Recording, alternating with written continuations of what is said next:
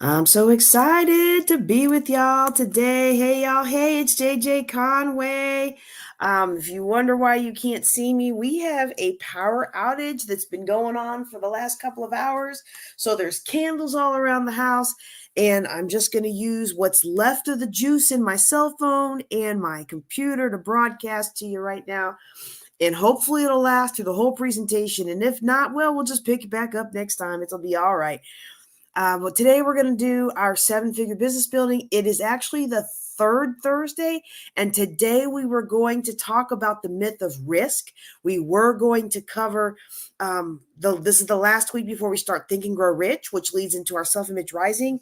However, I didn't cover this lesson last week, so rather than skip this lesson, which was the closeout of our annual teaching schedule, we do this series. We do the teaching series, and then in October we do Think and Grow Rich, and in November we do a little bit of self-image rising, and then we roll into December with a countdown to your best year ever.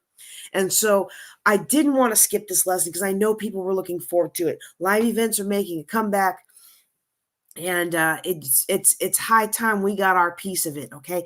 And so now if you watch the how to make your first thousand, oh wait, you didn't even see what the slide is today. What I was talking about is today's event is how to make your first $1,000 with live events. Now look, I'm not so sure you can see and hear me in this setup. I'm in the kitchen broadcasting with my cell phone as the hotspot. So let me know that you can hear me. Drop a like, a love, or I hear you, or I see, well, you don't see me or something.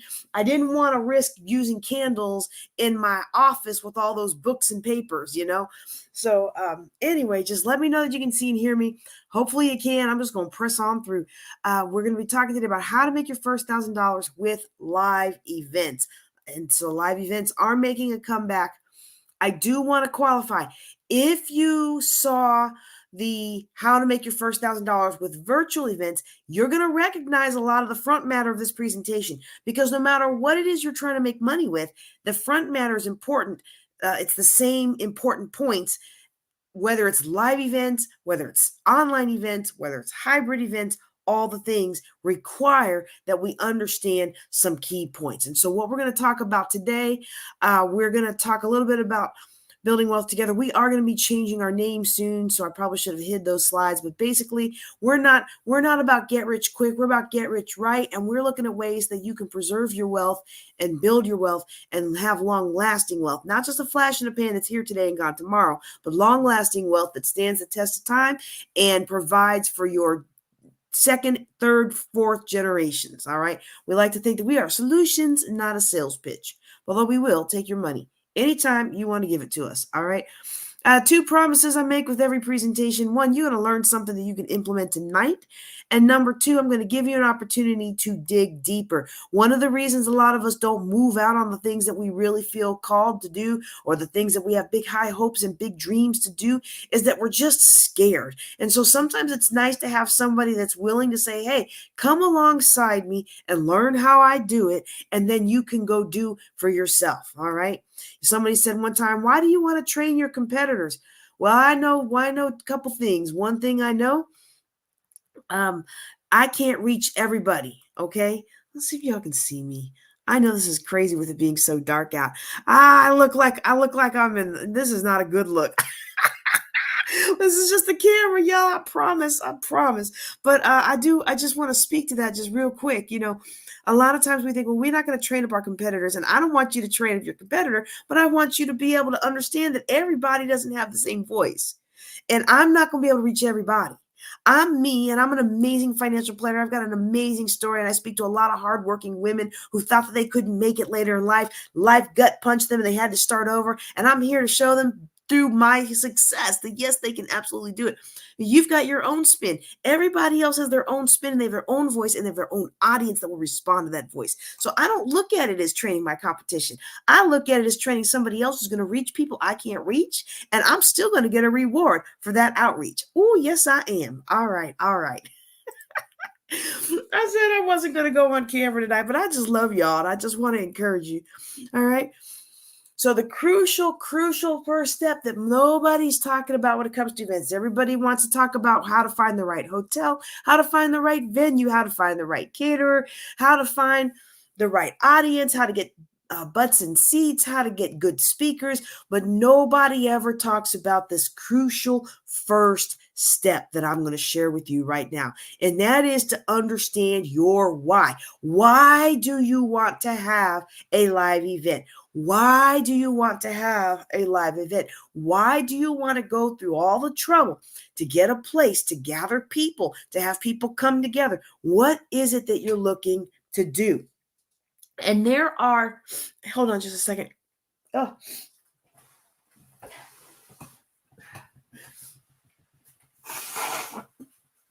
I'm also coming down with a cold, y'all. So if I sound a little froggy, I've been trying to sleep. I've been taking my vitamin C, but you can't control what other people do. Sometimes it just catches up with you. You've got to understand what is your why. Why is it that you want to have this live event?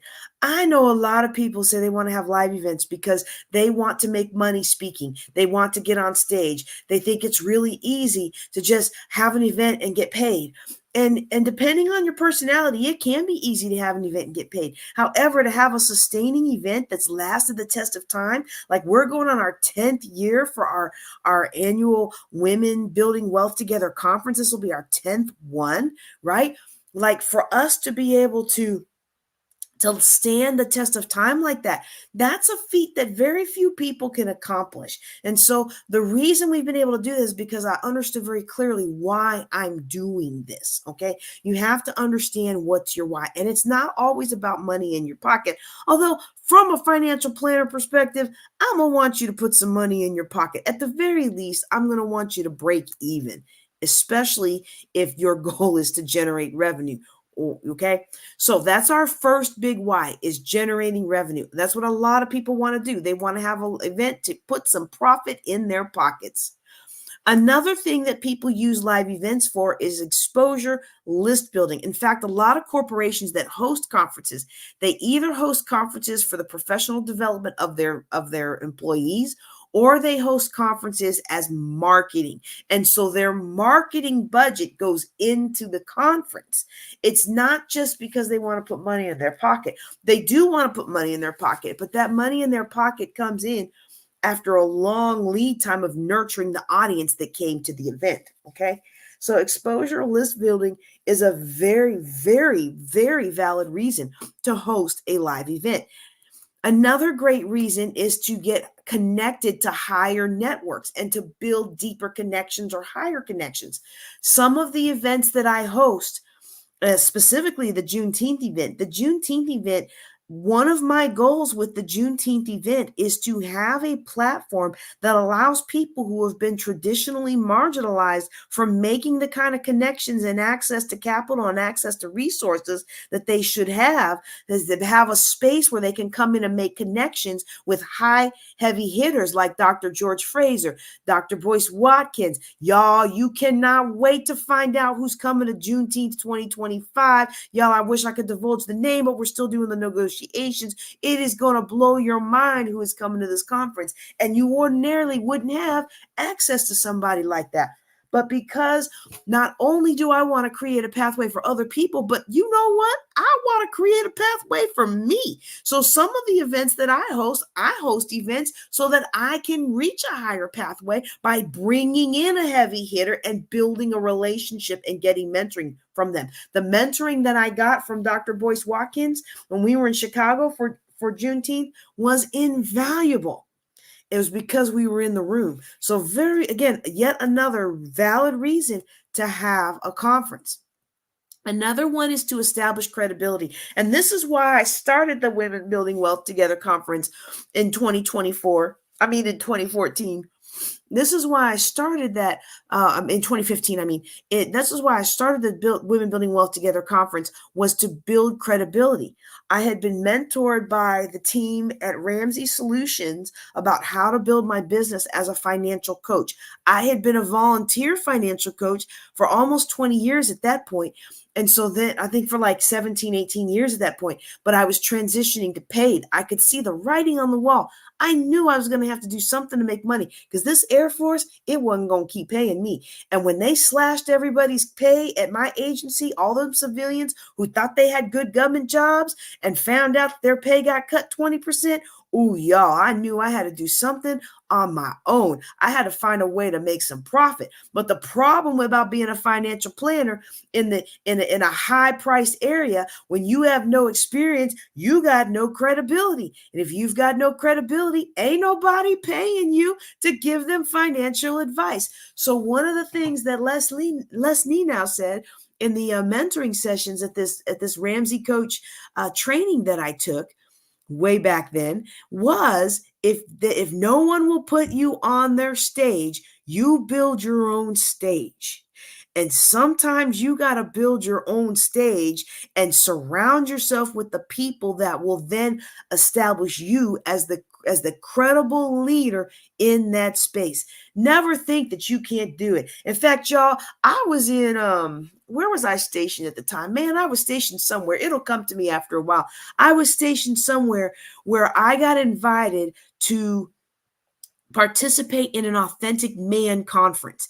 This Authentic Man conference was about restoring Black masculinity. So in this town where I was stationed, I want to say Shreveport, it might have been Alabama, but wherever it was, wherever I was stationed, the preponderance of Black males in that city had been incarcerated, or they had had some other thing that hindered them.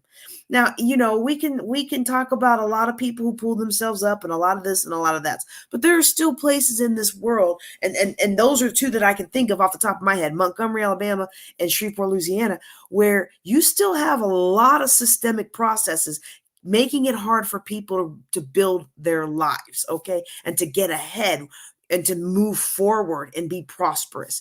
And so the point of this conference that this person was hosting was to really give men an insight into what it meant to be masculine without being abusive, being masculine without falling into the criminal element, and to really be able to embrace love despite growing up in a culture that said love was for weaklings. And that said that the only way to be a man was to have multiple women. And the only way to be a man was to be a thug and to be this and to be that. And it was a fabulous conference. And the speaker from DC, man, he was a powerful gentleman. He talked about the power of love and how it can transform and how it's so hard. And it gave me a lot of insight into helping rear my son. It taught me a lot of things that I didn't understand about his father, but so many things fell into place after this conference. But let me tell you what shocked me about this Authentic Man conference. The guy from DC who headlined the conference started talking to the person who planned the conference about the steps they needed to take to establish themselves as the regional expert on Black masculinity for that area. Okay. The person who planned the conference was a woman. And not a transitioning woman, not a woman who felt like she was really a man trapped in a woman's body, but a woman who was just as feminine and just as much as a woman, a girly girl as you've ever seen. She was tough though, don't get me wrong. She's probably a tomboy when she was younger, but I'm just trying to say this was a woman. This wasn't somebody who thought she was a man. And he was educating her on how just with that conference, she has taken the first step to establishing herself as the expert in Black masculinity. And then he began to talk about how in this geographical region and in this geographical region and in that geographical region, many of them had men, many of them had women as the geographical region expert in Black masculinity. And so do not think that it's impossible for you to establish credibility. Because, man, I'll tell you what, if a woman can become the leader, the local leader on Black masculinity, I think anybody can do anything. I lost some people on that. I guess you did not appreciate the story, but that's okay. All right. The other one that I really want to highlight, and this is important because a lot of people talk about, I want to change lives and I want to make profit. I want to change lives and I want to make profit. I want to change lives and I want to make profit. In fact, one of our taglines is, we're building wealth that makes an impact. I want you to build wealth that makes an impact. However, when you're starting out, a lot of times you've got a lot of times Making an impact in people's lives does not directly translate to wealth right away. It translates into greater and lasting wealth down the line, but it does not put money in your pocket that you can go out to eat with today or you can go buy groceries with tomorrow, typically. Okay. So you want to be very clear on your big why. Why is it that you're doing this? And once you understand the why behind what you're doing, then that informs, it guides, it leads your path. Okay.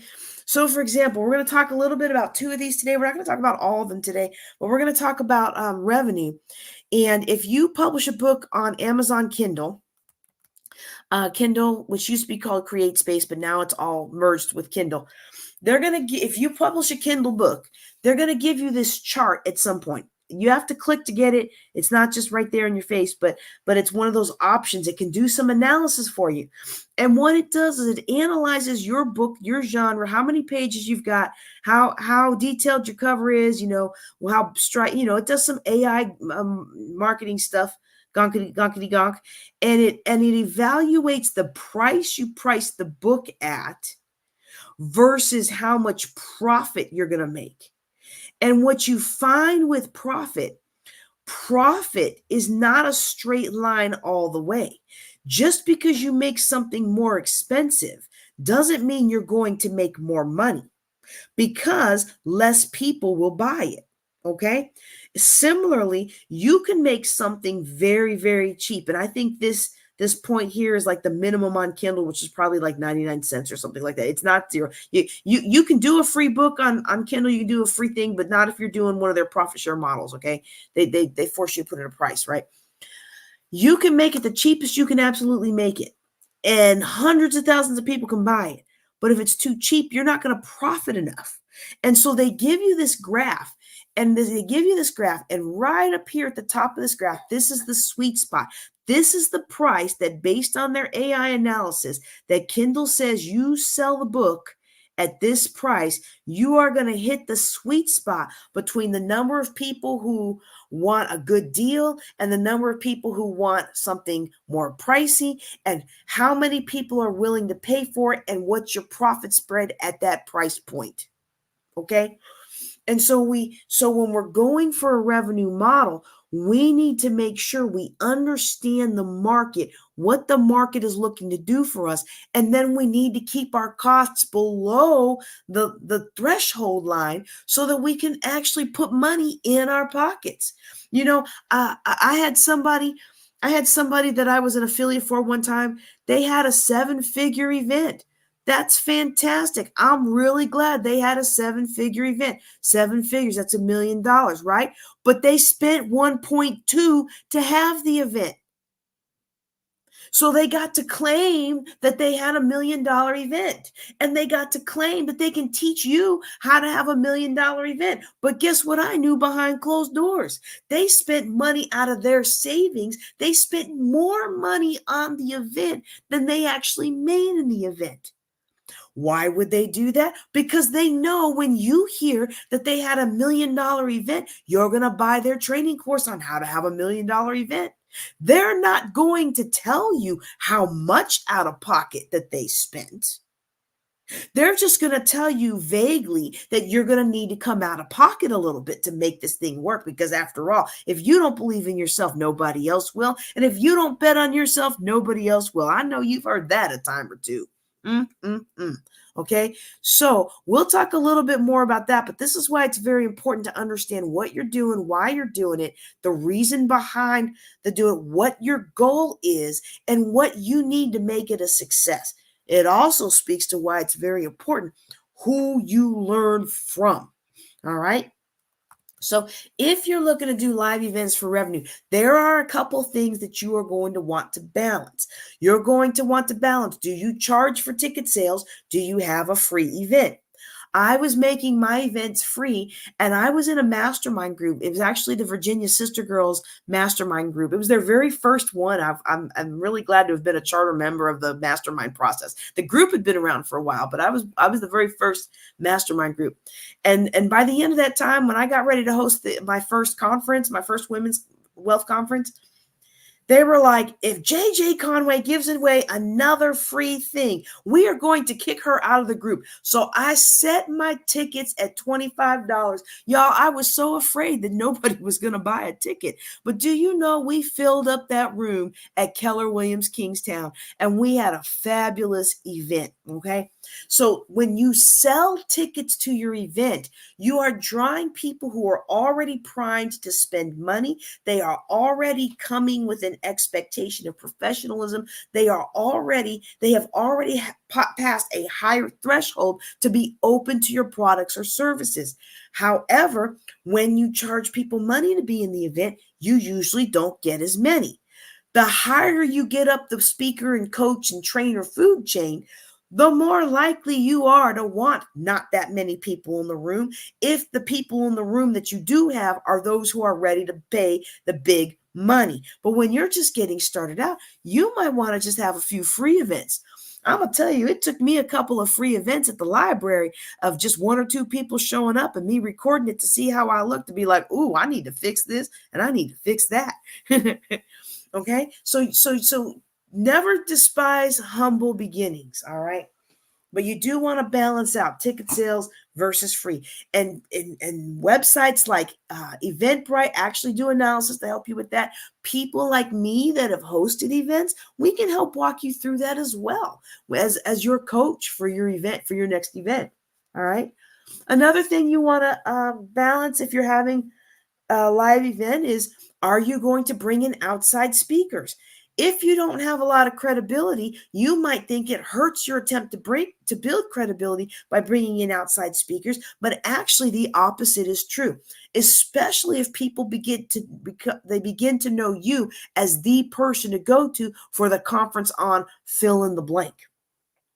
So maybe you're an aspiring photographer, but you don't really have a lot of photography skills, but you start hosting quarterly photography seminars. Eventually, you become known as the it person for photography seminars. You're learning just like everybody else. And the cool thing about it is you sell tickets to everybody else's ticket, and then you use all that to pay for whoever expert you bring in for the seminar. It's a win-win. You're learning more about photography, and they're paying you to do it.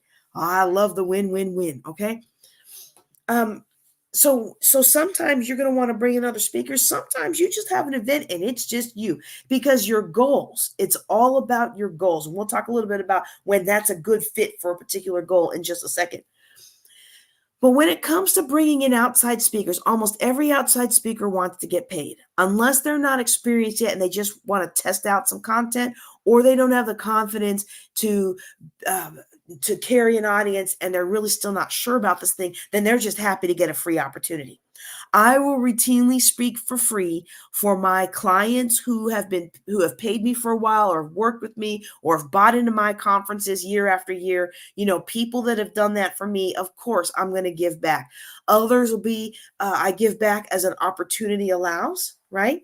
But sometimes you get to a point where you really can't accept too many free engagements because you have so many paid engagements lined up, right? But I'm a person who believes that giving back is going to keep me humble. So I always reserve some space for free speaking engagements. You're going to find a lot of speakers that if you don't pay them, they don't want to be there. Well, that may not be the energy you want. And I say that as a professional speaker who understands that the lifeblood of professional speakers is getting paid speaking engagements. All right.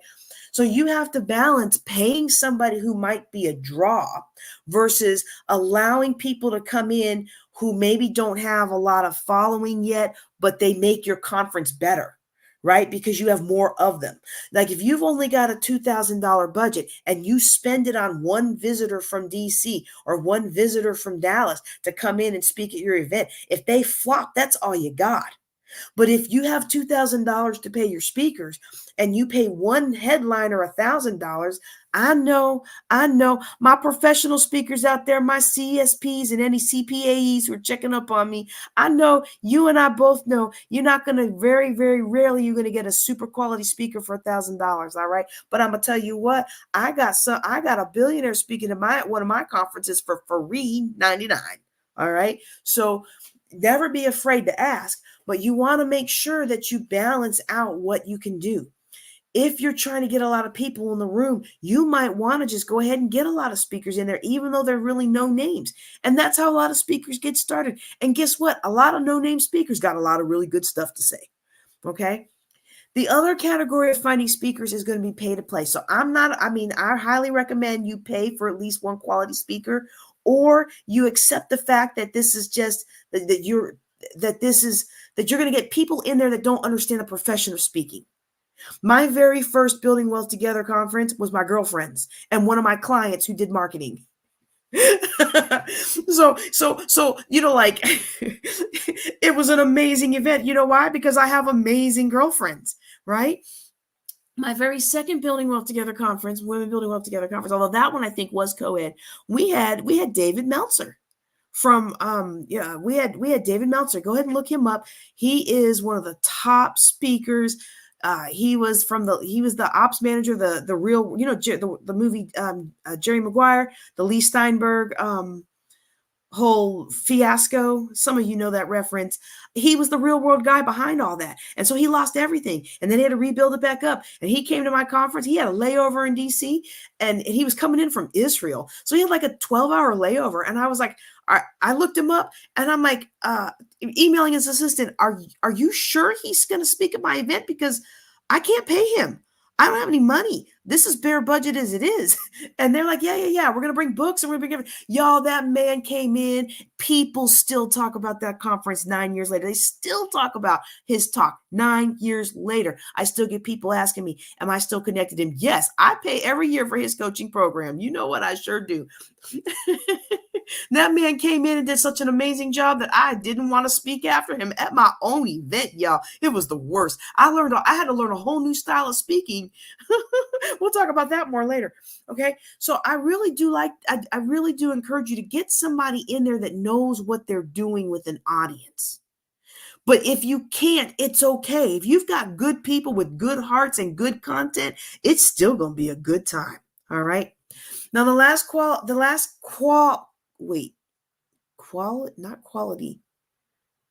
category. The last category I want to talk to you about for getting speakers is pay to play.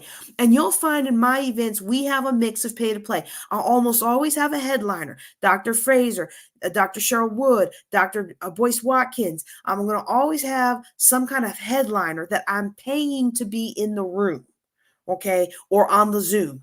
And then I'm going to have people that are commensurate with me. They host conferences. They let me speak at their conferences and give me access to their audience. I give them access to my audience. We're all charging about the same thing. There's no reason for me to pay them $2,000 for speaking their event and them to pay me $2,000 to speak at my event. Let's just reciprocate. Okay. Let's collaborate. Let's complete, not compete. Right. And then you have pay to play.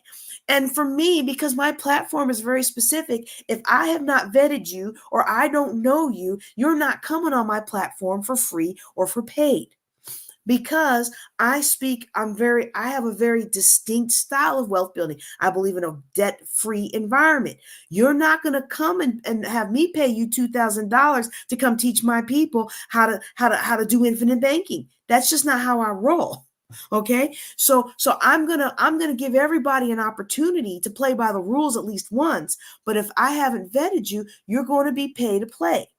And the great thing about pay to play is now emerging speakers who may not have had a platform are going to be able to find their voice. Now, if you're just starting out, maybe you're not charging $2,000 to be on your stage. Maybe you're charging $50. Maybe you're charging $25. Maybe you got you a room down at the Comfort Inn and it's only $200 for the day. And you're going to charge each speaker $25 to be on that stage. And you're going to call it good. Okay.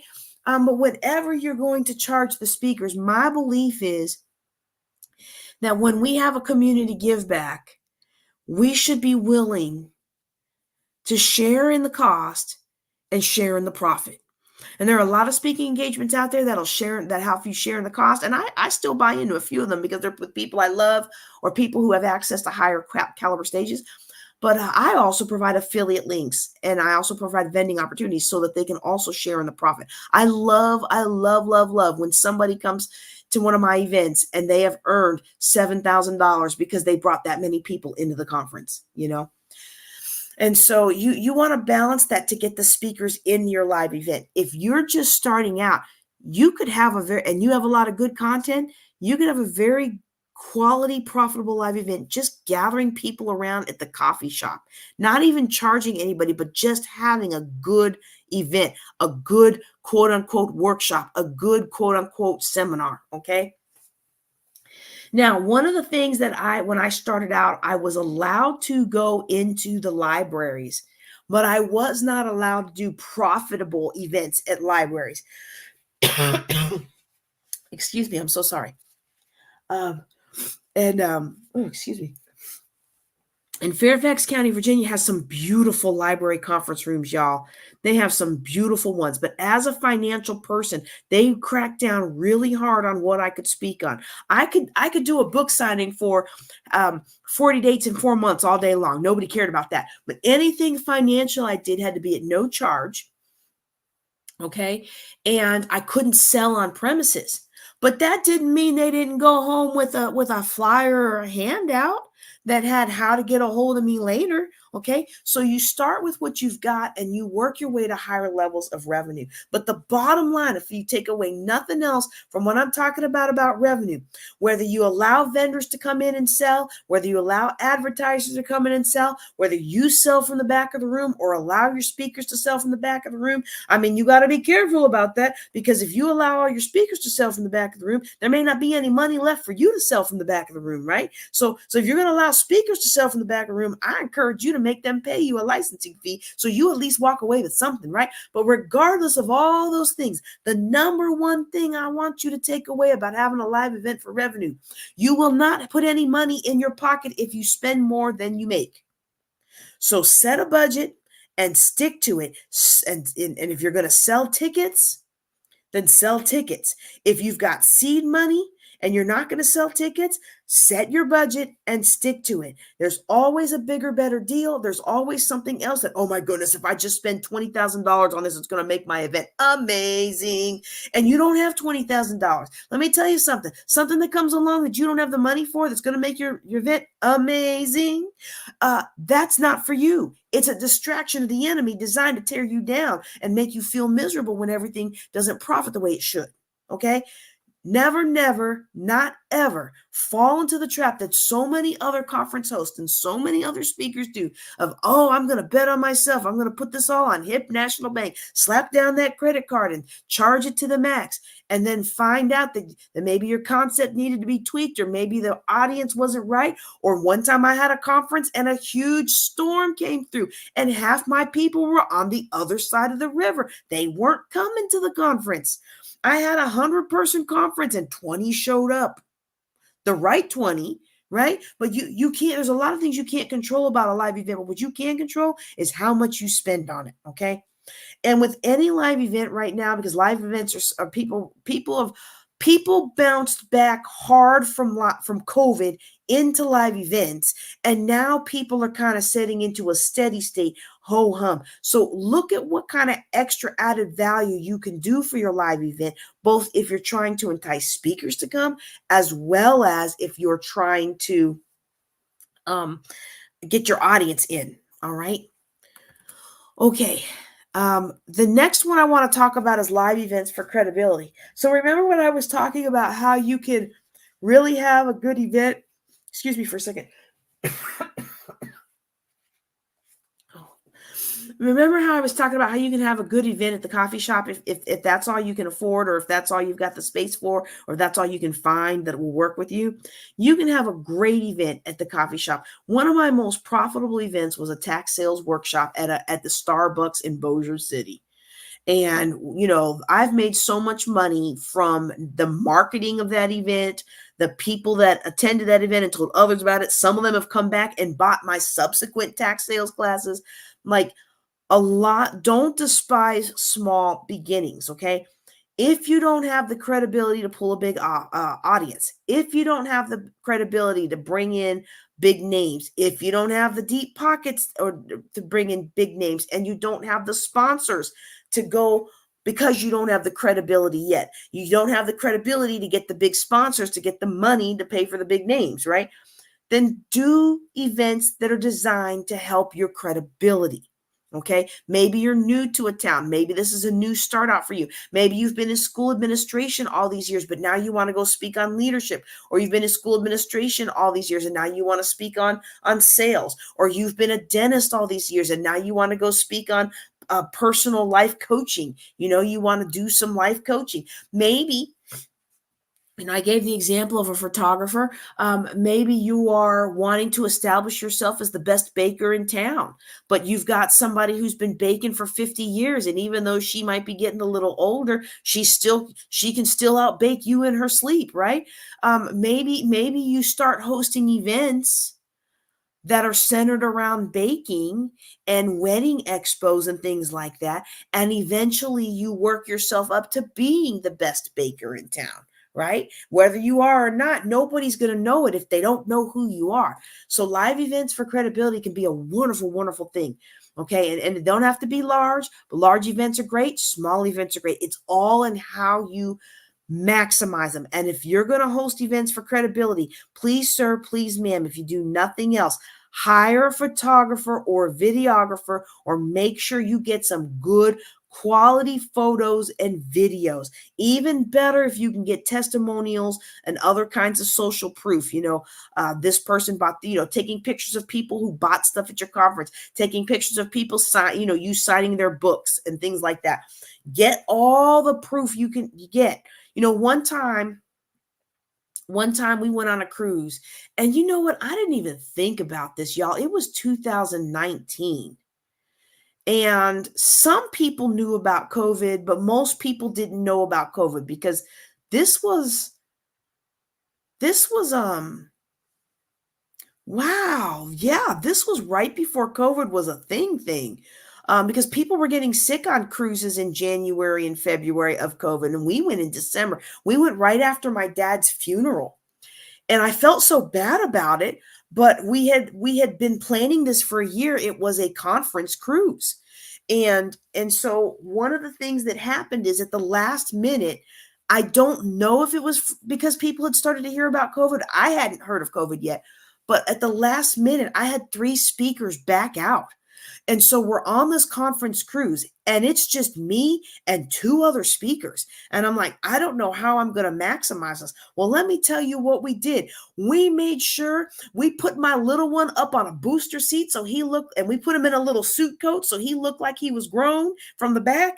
We had my big one and my husband and me, or whoever wasn't speaking. We put them right in front of the camera so it looked like there was a good audience, and we got some good photos. We got some good videos. We got some good collateral. I'll tell you what, every one of us, all 3 of us, every one of us who showed up for that conference cruise, we walked away with really good collateral and some really good mentoring on that trip.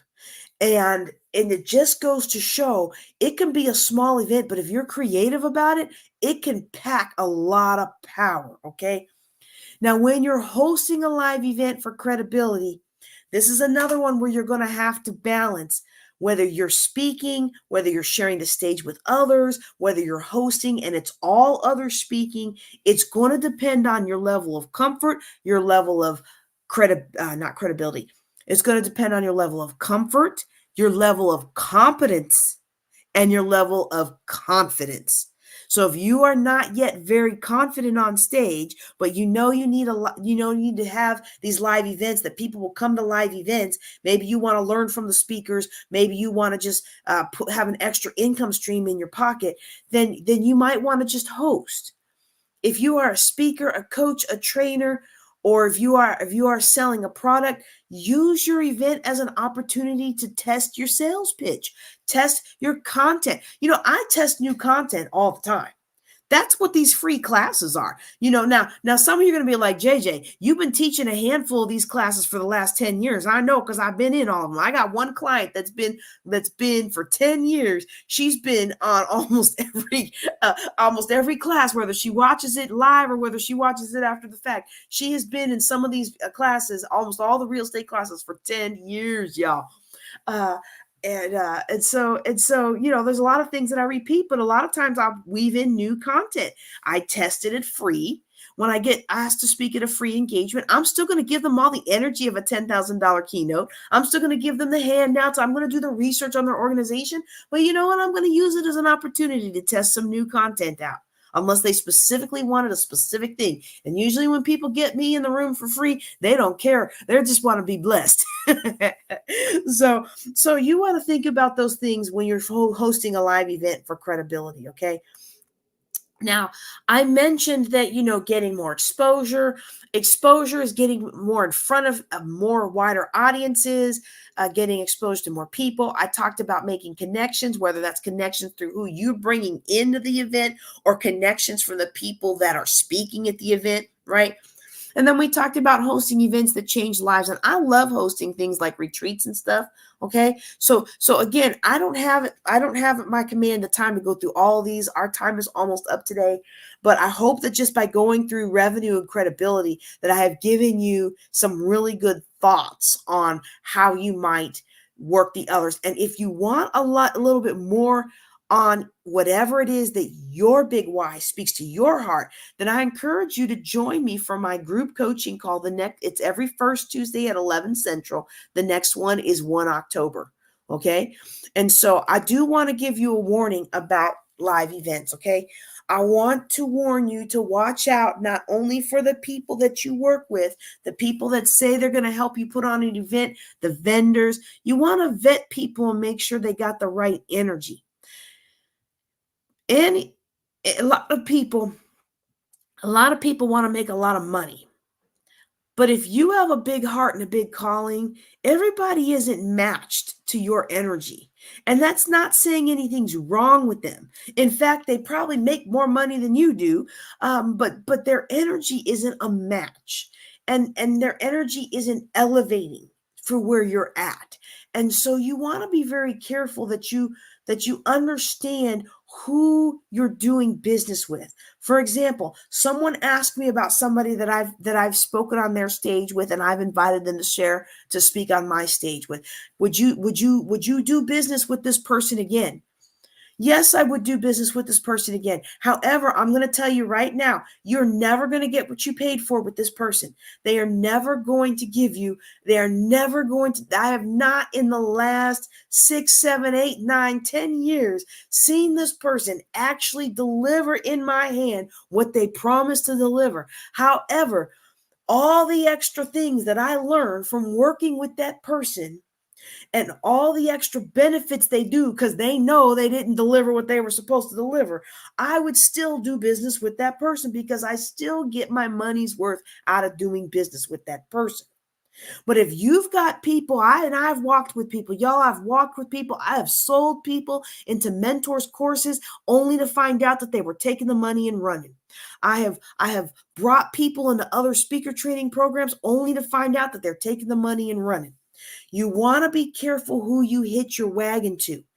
Everybody's got something that's going to help you sell a live event, help you fill your stadium, help you fill your this, help you fill your that, sell 100,000 tickets. If you sell 100,000 tickets, you only need $1 a ticket to have a 6-figure event.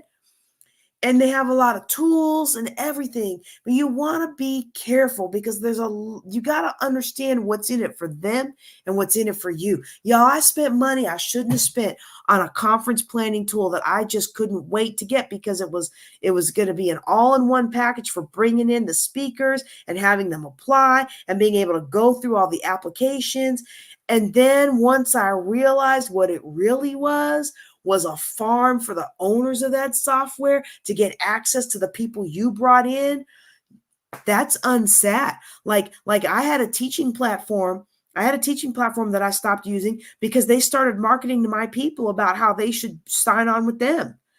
And I'm like, whoa, these are people who I'm teaching. You don't sell them your classes. I'm paying you big money. Now, if I had a free account, that'd be different. You had a free account, that's different. But you want to watch out for a lot of that because there's a lot of scams. Okay. And so I want to encourage you to make sure that you seek a better way. And that better way is to be personally mentored by or to look over the shoulder of somebody who's been there, done that, and really cares about you. Okay. You can do it the hard way. You can figure it out on your own. Look, I know you're intelligent. You wouldn't be on my channel if you weren't intelligent. And I know you're a hard worker. You wouldn't be on my channel if you weren't a hard worker. And I know you can get it done because you spent a whole lifetime getting it done. You have gotten it done when people told you you couldn't, and you have busted through glass ceilings and brick walls to get what you want out of life. And you can do it the hard way, but I'm going to tell you right now, I would encourage you to learn from someone who has been winning and winning and winning when it comes to live events. And don't do it the hard way if you don't have to. All right. So I'm going to give you a special invitation. Don't worry. You don't have to pull your credit card or nothing like that, or your debit card. I'm going to give you a special invitation, a very special launch of something that I'm going to do that I have never done. Y'all, I have never done this with my Women Building Wealth Together conference. We are getting ready to announce a call for speakers for our Women Building Wealth Together conference. This will be our 10th annual conference. And I know some of you are like, I thought we were going to a resort. We were going to a resort, y'all, but the travel agent got who y'all, it was a lot of drama. And so I said, okay, I can either not do this or I can do an event that is going to be a blessing. I can chase bad money after good. I can throw good money after bad, or I can just go ahead and do what I know I can do. Okay. And so we are not going to a resort. We're not going on a cruise. We're going to do that. Maybe we'll do that for the 12th. 12 is a good number. I like 12. But we are not going to do that for our 10th annual. We are going to have a hybrid event in Fort Worth, Texas, and online. And I'm getting ready to put out the call for speakers. And what I'm offering you all to do, if you are interested in hosting your own live events, okay, I am putting together a special package where you can look over my shoulder. Now, if you want to sponsor the event, that's different. I'm looking for sponsors. If you want to be on the page where you want your picture on the page where people sign up, that's different. You can do that. You want to be on the planning committee? It's a very, very reasonable buy-in to be on the planning committee.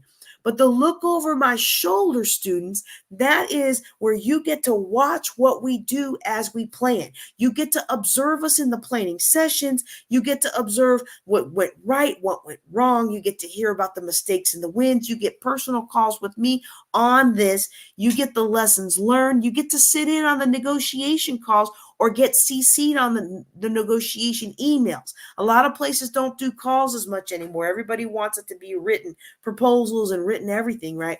But the hotel we're looking at using, they still do stuff by phone. Okay, so we're going to do that conference in November like we've been doing for the last couple of years. I do want to move it into summer. So we can go to a resort in the future. I want to make it a real relaxing, fun time for women.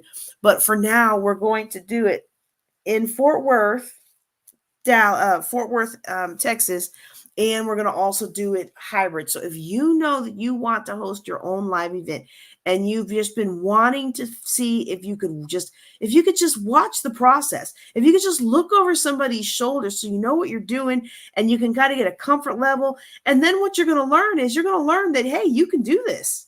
You're going to watch that everything's not perfect and it still ends up being perfect. Like all these things go wrong behind the scenes, but it still ends up being an amazing time for the attendees. Like you get to see all of that. If you know that this is something that would help move your business forward, help move your life forward, help you establish more credibility, help you put more revenue in your pocket, then I want you to text event to me. This is my number, 254-454-HOPE. Okay, that's 254-454-HOPE. text event. Now look, our power is still out. My computer is about to lose its charge. My cell phone that's got the hotspot that's powering this presentation today is about to lose its charge. I am not going to get to you tonight. I'm going to get to you tomorrow when hopefully the power is back on. All right, but if you text event to me at 254-454-HOPE, HOPE, then I will get with you in the morning about how you can take the next steps to look over my shoulder as we plan the Women Building Wealth Together conference. And the cool thing about it is normally we would have started planning this conference way out. As many of you know, we had a big fiasco with Juneteenth. The place we were supposed to host it at went bankrupt. So then we had to regroup there, and then my son's graduation, and then him going off to college, and then deaths in the family, and all the things life got to life. And and then we lost the travel agent. I thought she was doing all the work in the background. She was not. So you look over my shoulder, you're going to get the update on all that. Right. And you're going to get the update on that, and you're going to understand, okay, what did we do in the beginning? Right. Because we started planning in December of last year. What went wrong? What could have been done better, and what we're going to do to move forward. And so if that will help you have a higher level of comfort level, again, when you plan your own events, then go ahead and text event 254-454-HOPE, HOPE, and I will get with you in the morning about how you can look over my shoulder as we plan this conference. All right. Now, look, if you know you want to speak at the conference, if you know you want to sponsor the conference, we got plenty of speaking slots and plenty of sponsor spots available. Let me just touch on that real quick because I don't know who'll be watching this later, but sponsor spots, what we are doing for our sponsors is we have headliner sponsors. So that means that when the speakers get their graphics with all the other headliners, your photo will be on all of those. We also have our landing page and our registration page sponsors. So your business logo will be on the registration page and the broadcast pages for those events. Okay. All right. Well, I think that's it. I'm going to see if there's any questions. If you've got a question, go ahead and drop it in the chat. If you don't have any questions at this point, then I'm going to go ahead and sign off because, again, we've got a power outage and I don't know how long my computer and phone are going to last. But if you have a question, drop it in the chat or PM me. If you are on LinkedIn, please don't PM me because I'm not going to check it for like another week or so. I'm going to tell myself I'm going to check it in the morning, and then I'm probably not. I am still getting in a battle rhythm with LinkedIn. But if you're on any of the other platforms, then go ahead and send me a PM, or you can just put it as a comment, because what happens with LinkedIn is my LinkedIn is overrun with people who act like they know me and they don't. And it's weird. It's worse on LinkedIn than it is on Facebook. Anyway, I'm just whining. First world problems. I better get off of this before I lose battery. Y'all, I thank y'all for being on with me today. I know some of y'all were having some connectivity issues. I know I was having some connectivity issues. It means a lot to me that you spend your time with me because your time is your most precious resource.